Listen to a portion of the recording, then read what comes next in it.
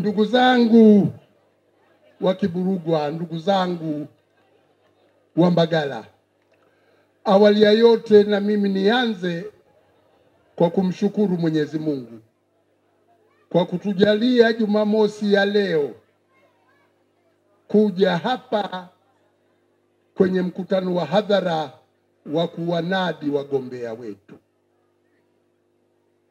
Mimi nilikuwa nimeshiriki kwenye kampeni ya Mbagala nadhani wiki iliyopita,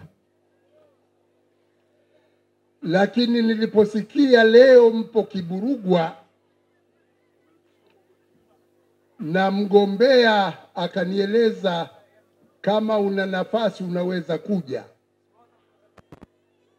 nikakumbuka kama kuna kata ambayo ndiyo ngome ya CUF kwa miaka mingi, hakuna kama kata ya Kiburugwa.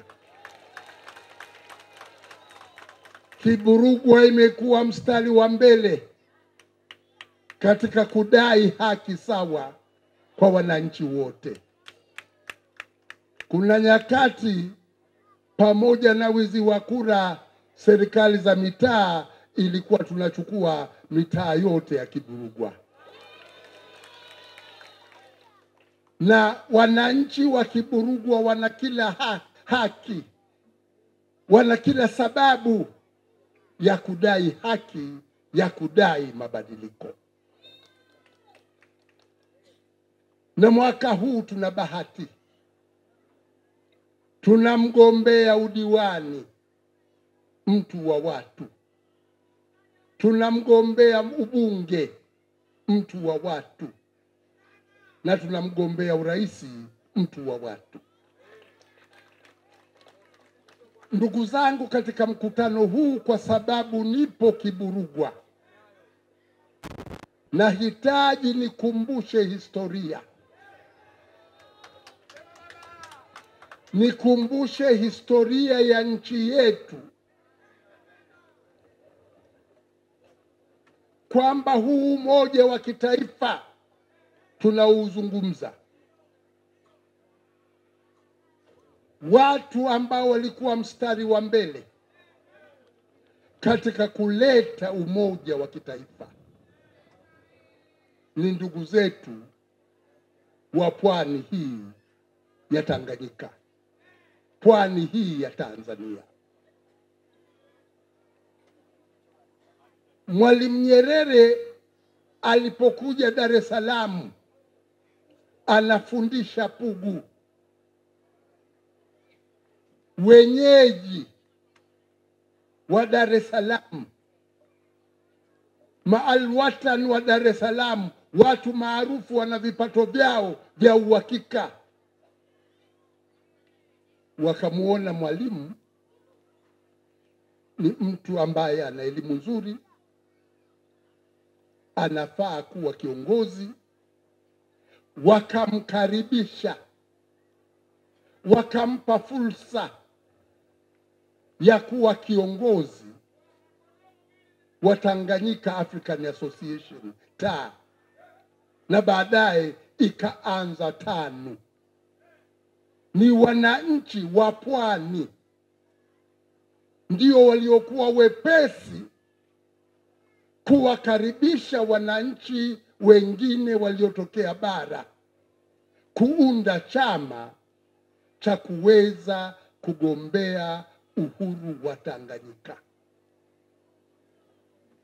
Na kwa sababu ya ukarimu, upendo, umoja wa ndugu zetu wa pwani, chama cha TANU kikaimarika, na nchi yetu ya Tanganyika ikawa ndo nchi ya kwanza katika makoloni ya Mwingereza, Afrika Mashariki, Afrika ya Kati na kusini mwa Afrika kuweza kupata uhuru. Nchi ya kwanza kupata uhuru ni kwa sababu ya ukarimu wa wazee wetu wa pwani hii ya Dar es Salaam, kuweza kukubali kushirikiana na ndugu zao toka bara na kujenga chama cha TANU kikawa ndio chama cha ukombozi kilocholeta uhuru wa Tanganyika.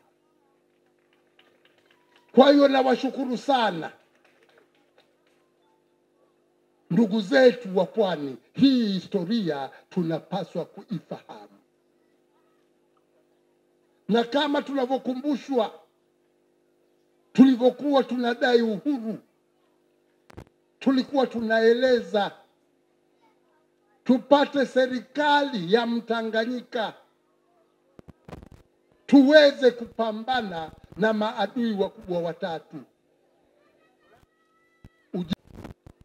Sasa hapa wameeleza wazungumzaji waliopita kwamba CCM isitueleze tutafanya nini siku 100 za kwanza, wasitueleze tutafanya nini miaka 5 ijayo.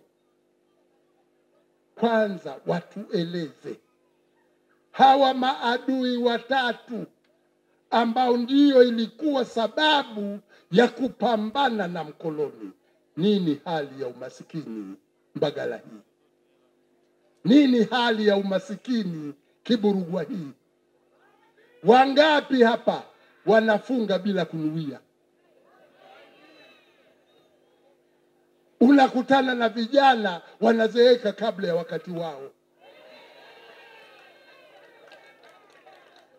Nilikuwa Handeni kwa watani zangu Wazigua. Mtu anakuja ananiamkia shikamoo, mimi nastuka kidogo. Nilidhani mimi ndio wa kumwamkia, kumbe yeye ndio ananiamkia. Bakora za CCM zimemcharaza, yuko hoi bintaabani. Kwa hiyo ndugu zangu, tunahitaji mabadiliko. Tunahitaji mabadiliko ya kuweza kutumia rasilimali za nchi yetu ili kuweza kuondokana na umaskini. Umaskini huu ni matokeo ya sera mbovu. Ndugu zangu, tuna bahati kubwa. Tuna bahati ya ardhi, inakubali kila aina ya mazao. Nchi yetu kubwa, hali ya hewa inabadilika kila eneo.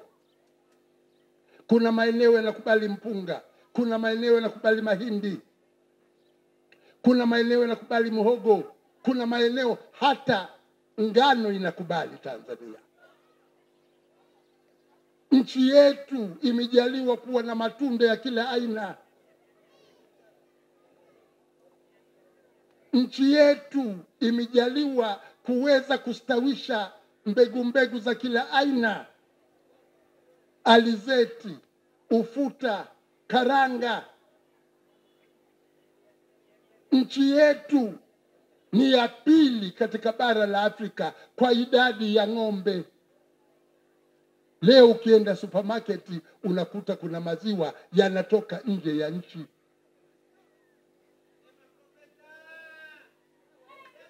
Hatuna viwanda vya kuchakata nyama. Wakati tunapata uhuru tulikuwa na Tanganyika Packers pale, ilikuwa inachakata nyama kuuza ndani ya nchi na nje ya nchi. Sababu ya kuwa na viwanda vya kuchakata mazao ya kilimo, vijana wetu wakapata ajira. Ndugu zangu, tuwachague viongozi watakaoenda kututetea. Tumchague Mheshimiwa Mkingie aingie katika halmashauri ya manispaa ya Temeke. Tumchague Kinyogoli awe mbunge wetu. Tumchague Gombo Samandito Gombo aweze kuwa rais wetu. Ndugu zangu, tuna lengo halmashauri ya manispaa ya Temeke iweze kuongozwa na watu watakaosimamia haki sawa kwa wananchi wote. Nilikuwa nauliza hapa nikakumbushwa, hapa tulipo unaitwa uwanja wa maafa. Kwa sababu gani unaitwa uwanja wa maafa? Kuna wakati mafuriko yalizidi, nyumba zikabebwa hapa, watu wakawa wanakuja hapa kuhifadhiwa. Sasa Mbagala ni sehemu ya jiji la Dar es Salaam. Kiburugwa ni sehemu ya jiji la Dar es Salaam. Tujiulize, pamoja na vianzio vya kodi vilivyo vingi katika wilaya hii ya Temeke, hebu tutazame hii miundombinu ya Kiburugwa. Ni miundombinu ya jiji, barabara zetu. Wananchi wanajitahidi kujenga nyumba, lakini tazama hali halisi ya miundombinu yetu. Tazama hali halisi ya huduma zetu za maji. Tazama hali halisi ya huduma zetu za afya. Tazama hali halisi ya elimu ya vijana wetu. Tunawaomba ndugu zangu, tuwachague watu ambao kwenye halmashauri ya manispaa watahakikisha kwamba miundombinu ya Kiburugwa, barabara za Kiburugwa zinatazamwa kwa jicho la huruma, kwa kuhakikisha kwamba wananchi wa Kiburugwa wanastahiki kuwa sehemu ya jiji la Dar es Salaam. Ya kitapeli, pamoja na kupanda bei ya dhahabu, wananchi wa Tanzania hatunufaiki na dhahabu inayozalishwa nchini. Tuna bahati, tuna madini. Kabanga huko kuna madini yanaitwa nickel kwa Kiswahili. Ruangwa kuna madini yanaitwa graphite. Haya ni madini hivi sasa yanahitajika sana kwa sababu ya mapinduzi ya teknolojia. Teknolojia ya hivi sasa ni kutengeneza magari yanayoendeshwa kwa nguvu za umeme. Na ili magari haya yaendeshwe kwa nguvu za umeme, unahitaji betri. Na malighafi ya kutengeneza betri inapatikana Tanzania, inapatikana Kongo. Sisi tukiwa na serikali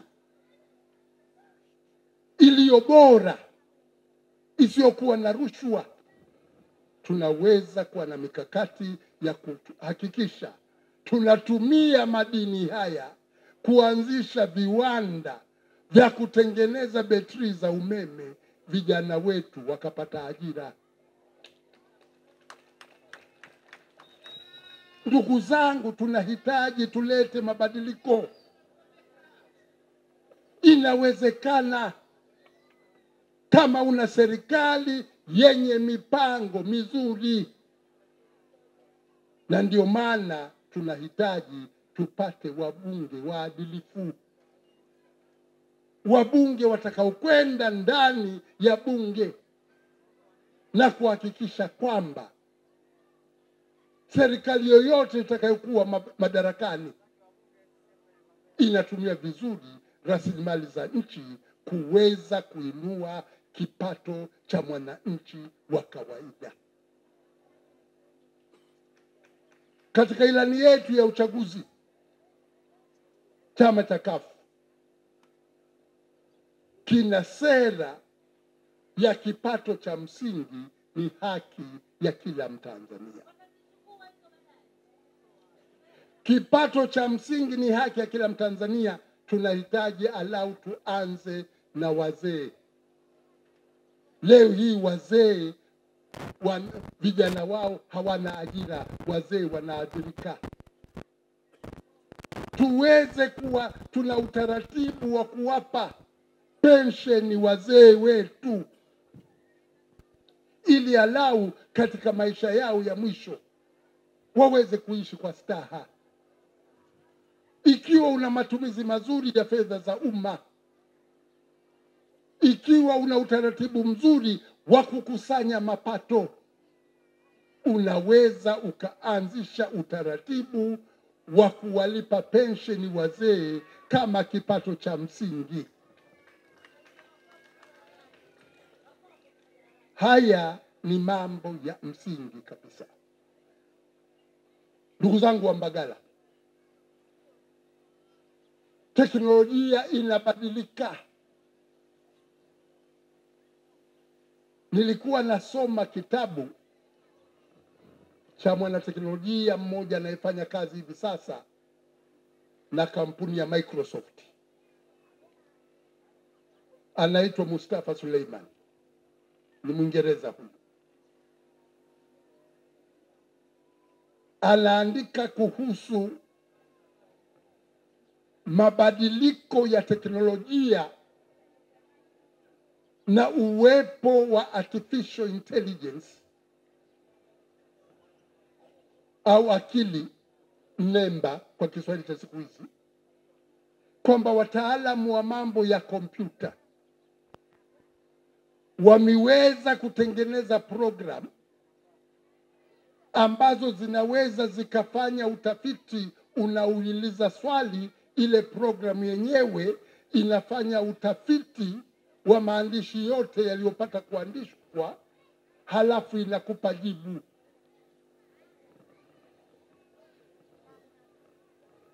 Kama hapa Kiburugwa kuna watu wana simu janja, unaweza ukaitafuta program ya ChatGPT ukaandika kwa Kiswahili, tuna matatizo ya kata, matatizo ya miundombinu kata ya Kiburugwa, hebu nifanyie utafiti, tuchukue hatua gani kuweza kurekebisha masuala haya. Programu hiyo unaiuliza Kiswahili, inaweza ikakupa jibu kwamba kwa muda wa miaka 5 ijayo fanya uwekezaji wa kujenga barabara za kata za Kiburugwa kwa gharama hii, ili kuwaondoshea dhiki wananchi wa Kiburugwa. Ndugu zangu, elimu inabadilika.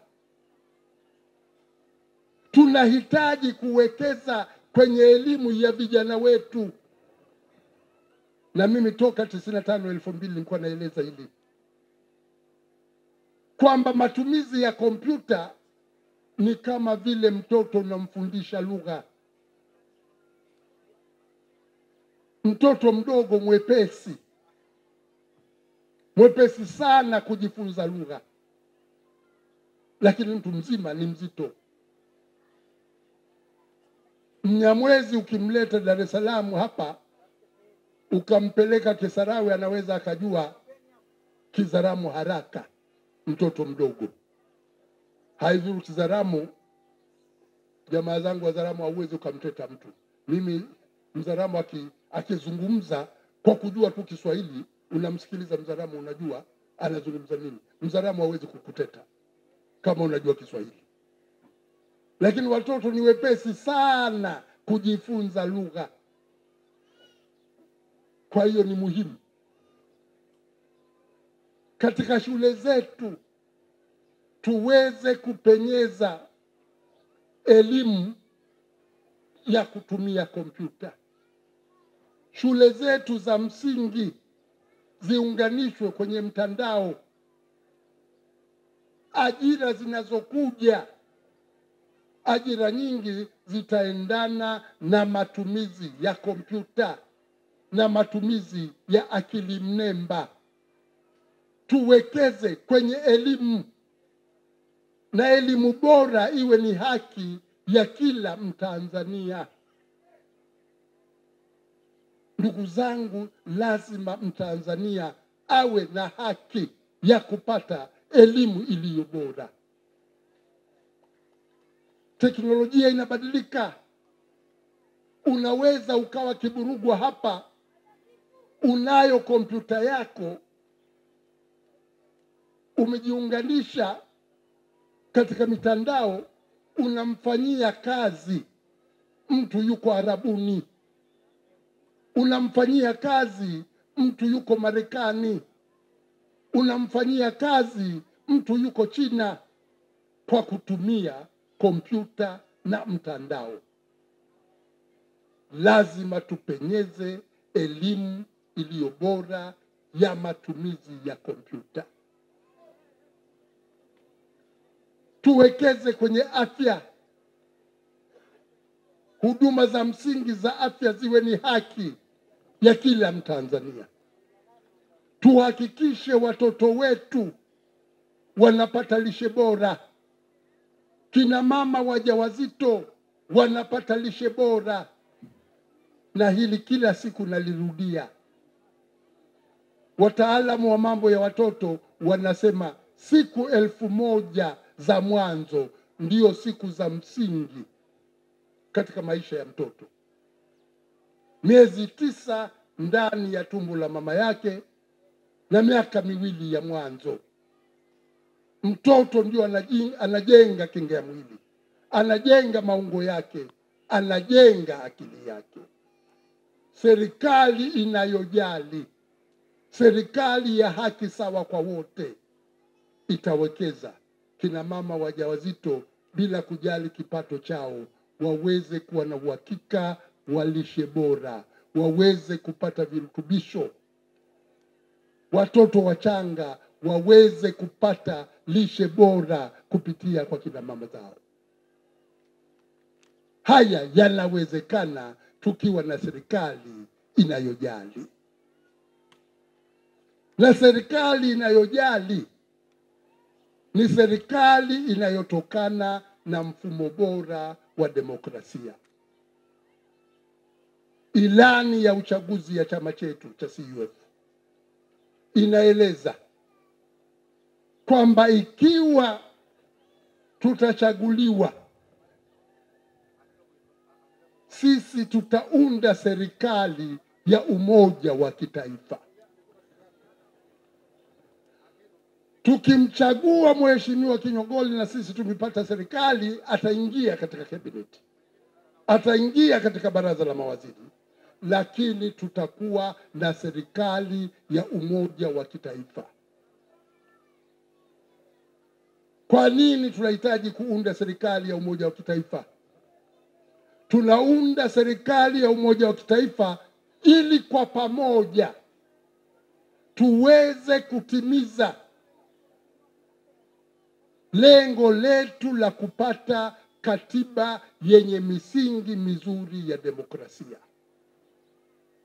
Kwa hiyo kazi moja kubwa ya awali ya serikali inayoongozwa na kafu itakuwa kuunda serikali ya umoja wa kitaifa, na ile serikali ya umoja wa kitaifa kwa haraka iwezekanavyo iweze kukamilisha mchakato wa kupata katiba yenye misingi imara ya demokrasia.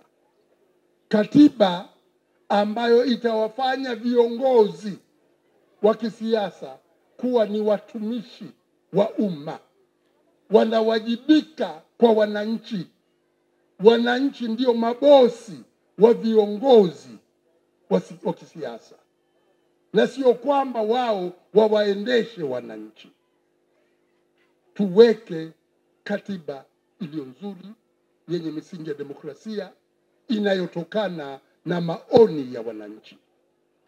Kwa bahati kazi hiyo tayari imefanyika wakati wa kukusanya maoni ya wananchi kuhusu katiba iliyofanywa na Jaji Warioba na tume ya Jaji Warioba. Kwa hiyo hilo litakuwa la kwanza. Lakini serikali hii pia itawajibika kujenga misingi imara ya uchumi unaokuwa na kuongeza ajira. Ndugu zangu, mimi na uhakika ukiwa na serikali makini, unaweza ukawa na uchumi unaokuwa kwa wastani wa 10% kwa mwaka, utakaokuwa unaongeza ajira nadhifu, utakaotumia jiografia yetu ya kuzungukwa na nchi ambazo hazina bandari, kwamba Malawi haina bandari, Zambia haina bandari, Kongo haina bandari, Burundi haina bandari, Rwanda haina bandari, Uganda haina bandari. Sisi tuna bandari, tukiwa na serikali ambayo ina misingi mizuri ya sera za kiuchumi. Uchumi wetu utakuwa uchumi shirikishi unaoongeza ajira ya wananchi, ya vijana wetu. Kwa hiyo hilo litakuwa muhimu sana upande wetu. Katiba yenye misingi ya demokrasia na ujenzi wa uchumi shirikishi unaoongeza ajira. Sasa ili tuweze kuyapata haya, ni muhimu sana Oktoba 29. Oktoba 29 sote tujitokeze kwenda kupiga kura. Tujitokeze kwenda kupiga kura katika kata yetu hii ya Kiburugwa. Tumchague ndugu yangu, kijana wetu, Mheshimiwa Mkingie aweze kuwa diwani wetu. Tumchague Kinyogoli aweze kuwa mbunge wetu, na tumchague Gombo Semandito Gombo aweze kuwa rais wetu. Ndugu zangu, ni lazima tushiriki kwenye uchaguzi ili tuweze kuleta mabadiliko. Mimi nimeanza kushiriki katika uchaguzi wa vyama vingi, nimegombea urais toka 1995. Tumeibiwa, lakini sijakata tamaa. Nimepigwa, nimevunjwa mkono. Pakaeleza kwamba tukiingia madarakani, basi jambo la kwanza atakalolifanya ni kuhakikisha saa yangu inarejeshwa na polisi. Ndugu zangu, sijakata tamaa. Uchaguzi wa 2020 ulikuwa mbovu sana. Tunatoa wito kwa tume ya uchaguzi kwamba tuwe na uchaguzi ulio huru na wa haki. Ndugu zangu, kuna dalili ambazo ni njema. Sasa wakati mwingine mgema ukimsifia, sasa sitaki kwenda huko. Kuna mambo ambayo tume imeyafanya kwa mara ya kwanza. Sisi vyama vya siasa tumepewa daftari la wapiga kura. Hata kabla kampeni hazijaanza tukakabidhiwa daftari la wapiga kura. Nilikuwa nalitazama hilo daftari. Nadhani kata ya jimbo la Mbagala lina wapiga kura karibuni 334,000. Unaenda unatazama katika vituo vyote vya Mbagala, bado hatujapewa vituo vitakuwa maeneo gani, lakini idadi ya vituo jimbo la Mbagala ni kama vituo, kama sijakosea, 688. Haya tumepewa na tume. Kwa kuwa nilikuwa nakuja Kiburugwa nikatazama vituo katika kata ya Kiburugwa kuna vituo vingapi. Kwenye daftari unaona Kiburugwa itakuwa na vituo 90 vya wapiga kura. Sasa ni muhimu sana sisi tukajipanga, tujipange kupata mawakala thabiti, mawakala ngangari kinoma, lakini mawakala ambao wataelewa wajibu wao. Wakala kwenye kituo una kazi kuthibitisha kwamba wanaokuja kupiga kura ndio walioandikishwa kwenye kituo hicho. Una kazi ya kuhakikisha kwamba kura zinahesabiwa kama zilivyopigwa na matokeo ya kwenye kituo chako ndio matokeo yanayokwenda kujumuishwa ili tuweze kujua nani atakayekuwa ameshinda kwenye kata, na baadaye nani atakuwa ameshinda kwenye jimbo, na nani atakayekuwa ameshinda kwenye nchi nzima katika kura za rais. Kwa hiyo kila aliyehudhuria hapa, kazi ninayokupa, kazi ambayo meneja wa kampeni amekuwa anatupa, anatueleza tuhakikishe Oktoba 29 tunajitokeza kwa wingi kwenda kupiga kura, tuwapigie kura watu watakaoleta mabadiliko, watu watakaosimamia haki sawa kwa wananchi wote. Ndugu zangu wa Mbagala, ndugu zangu wa Kiburugwa, madai ya demokrasia ni mchakato. Mimi kwa mambo ambayo yamenikuta, ungedhani labda sasa ningekuwa nimeshakata tamaa. Vipigo vilivyonipata, ilikuwa hapa mimi nilikuwa na jamaa tunafahamiana vizuri.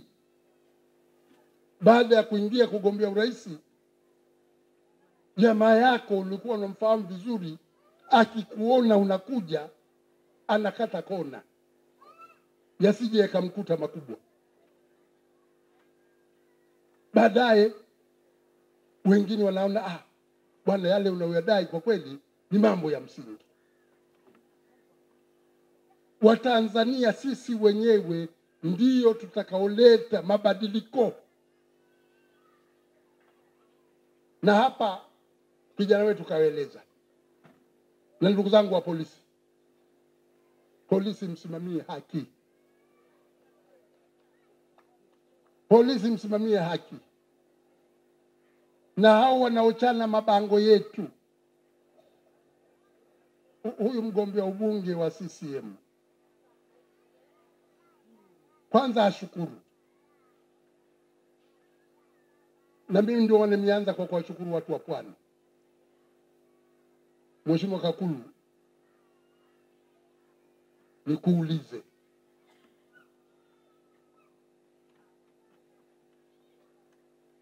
Kinyogoli akienda kugombea ubunge Bukoba, hata kwenye kura za maoni atapita?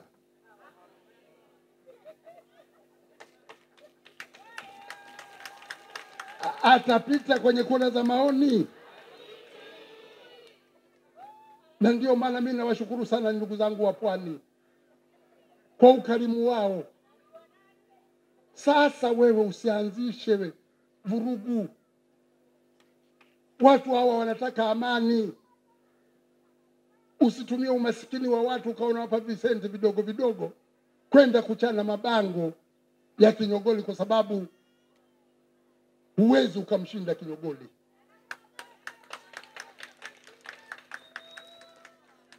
Na ndugu zangu wa CCM juu huko, hebu wakanyeni watu wenu huku chini. wanawaharibia. Sisi tunahitaji amani, lakini msingi wa amani ni haki.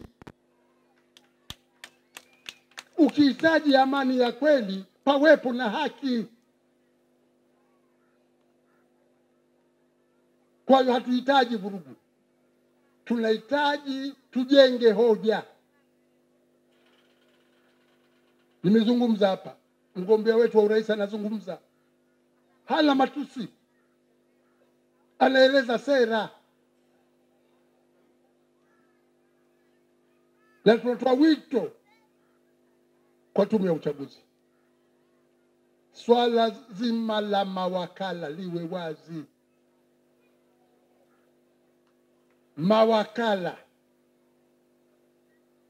tunapoleta orodha ya mawakala wanaapishwa, muhimu sana mawakala wote wakakubaliwa wanakuwa vituoni kabla ya zoezi la kupiga kura kuanza. Tume ya uchaguzi mna wajibu mkubwa. Ndugu yangu Kailima, una wajibu mkubwa. Nakumbuka 2015 ndio ulikuwa mkurugenzi wa tume ya uchaguzi. Na ule uchaguzi ulikuwa na nafuu sana ukilinganisha na uchaguzi wa 2020. Na sasa umerejea tena. Tunahitaji uhakikishe watendaji wenzako wa chini wanafuata taratibu. Mama Samia unagombea uraisi, lakini pia wewe ndiyo rais wa nchi. Jiwekee lengo kwamba wewe binafsi ukiangushwa kwenye uchaguzi utakubali matokeo. Sisi matokeo yaliyokuwa ya haki, kura zikahesabiwa kama zilivyopigwa, matokeo hayo sisi tutayakubali. Lakini na CCM mjiwekee lengo kwamba mtaheshimu maamuzi ya wapiga kura. Mtaheshimu maamuzi ya wapiga kura kwa dalili zilivyo na taratibu ambazo nimezieleza hapa. Na ndio maana natoa wito kwa wananchi, tujitokeze kwa wingi, kwa sababu mnapojitokeza kwa wingi kwenda kupiga kura ndipo mnapoweka vizuizi vya kura hizo kuibiwa. Msipojitokeza kupiga kura ni kama vile unawapa sasa njia nyepesi ya wale wanaotaka kuiba kura. Moja ya kinga ya kuzuia wizi wa kura ni kujitokeza kwa wingi kwenda kupiga kura. Ndugu zangu wa Mbagala, nimekuja hapa, mimi sio mgombea. Nimekuja kumnadi mgombea. Na tuna wagombea wa udiwani na tuna mgombea wa ubunge. Kazi yangu itakuwa ni kumwita mgombea wa ubunge Sheikh Said Juma Kinyogoli, na yeye atawaita wagombea wa udiwani tuweze kuwanadi hapa ili muweze kuwapigia kura. Kwa hiyo wito wangu, Oktoba 29 tunapoenda kupiga kura kwenye kura ya mbunge, Mheshimiwa Kinyogoli, tena nimechukua muda wake kidogo,